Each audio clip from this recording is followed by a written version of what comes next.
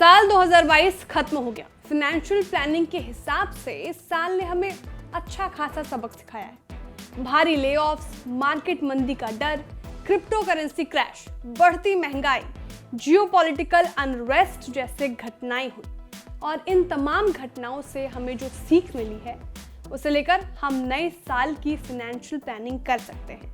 आज इस वीडियो में हम इसी चीज का जिक्र करेंगे। हेलो एंड वेलकम, मैं हूं श्रेया ठाकुर और आप देख रहे हैं बिस्तर। सबसे पहले हम बात करेंगे क्रिप्टो करेंसी क्रैश पर।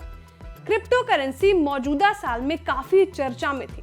क्रिप्टो करेंसी युवाओं के बीच काफी पॉपुलर हुई क्योंकि इसने शुरुआत में ही बहुत ही कम समय में निवेशकों को उम्मीद से ज्यादा रिटर्न दिया, लेकिन बाद में क्रिप्टो करेंसी का दांव काफी जोखिम भरा रहा। वजह रही अनियमित निवेश का जरिया होना और फिर क्रिप्टो करेंसी की वैल्यू में हुई भारी गिरावट ने दुनिया भर के निवेशकों को बहुत नुकसान पहुंचाया।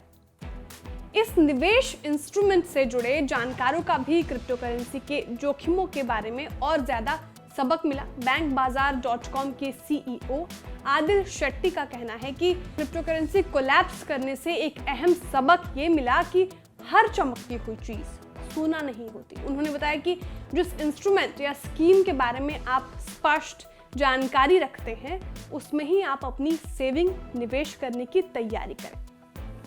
शेट्टी ने आगे कहा कि किसी इंस्ट्रूमेंट में निवेश करने से पहले जोखिम उठाने की क्षमता और अपने टारगेट को जरूर ध्यान में रखना चाहिए। दूसरी सीख जो इस साल मिला वो कि मार्केट में उतार चढ़ाव जारी हो तो ऐसे में निवेश करना काफी बढ़िया रहता है। यानी वोलेटाइल इक्विटी मार्केट के दौरान जितनी ज्यादा अवधि के लिए रिटर्न किया जाएगा उसी हिसाब से ज्यादा रिवॉर्ड मिलने की संभावना बनी रहती है।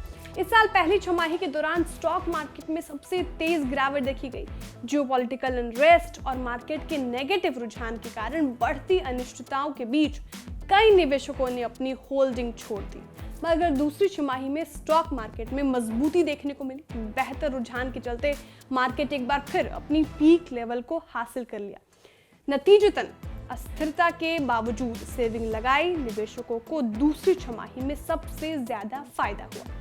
तीसरी सीख हमें इंटरेस्ट रेट हाइक ने दी। जी हाँ, इस बार मई 2022 से बैंकों ने ब्याज दरें बढ़ानी शुरू की। अब तक बैंकों ने ब्याज दरों में 225 बेसिस पॉइंट का इजाफा किया, जिसके चलते लोन महंगे हो गए और तो और EMI यानी मंथली किस्त भी बढ़ गई। बढ़ी हुई मंथली किस्त और ब्याज दरों ने कर्जदारों की बोझ बढ़ा दी।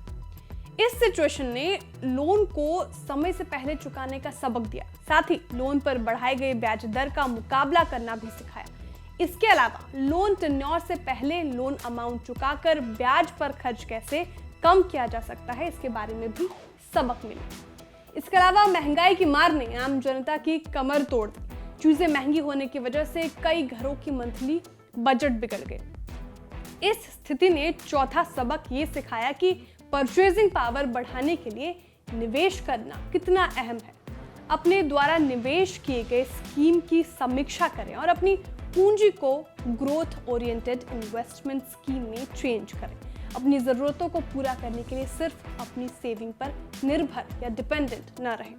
पांचवी सीख इस साल राइजिंग FD रेट से मिली। राइजिंग FD रेट से सारे काफ़ी परेशान थे, लोन काफ़ी महंगा हो गया।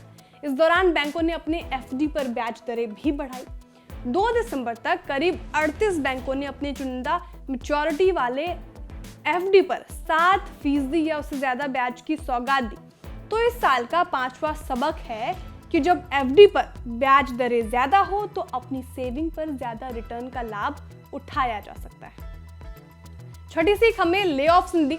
दुनिया भर में कर्मचारियों की छटनी ने हमें ये सीख दी कि इमरजेंसी फंड कितना जरूरी है। नौकरी से निकाले जाने पर बहुत सारे चैलेंजेस आते हैं। इनकम आनी बंद हो जाती है, आपकी जरूरतें पूरी नहीं होती। ऐसी सिचुएशन में इमरजेंसी फंड मददगार साबित होती है। कम से कम 12 महीने के खर्चों को कवर करने के लिए एक शख्स को पहले से इमरजेंसी फंड के लिए तैयार रहना चाहिए।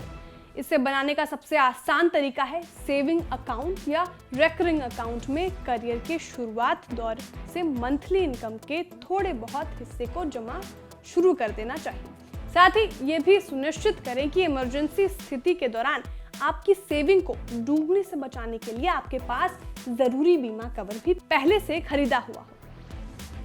देखा जाए तो फाइनेंशियल एंगल से साल 2022 आम आदमी के लिए मिला जुला रहा।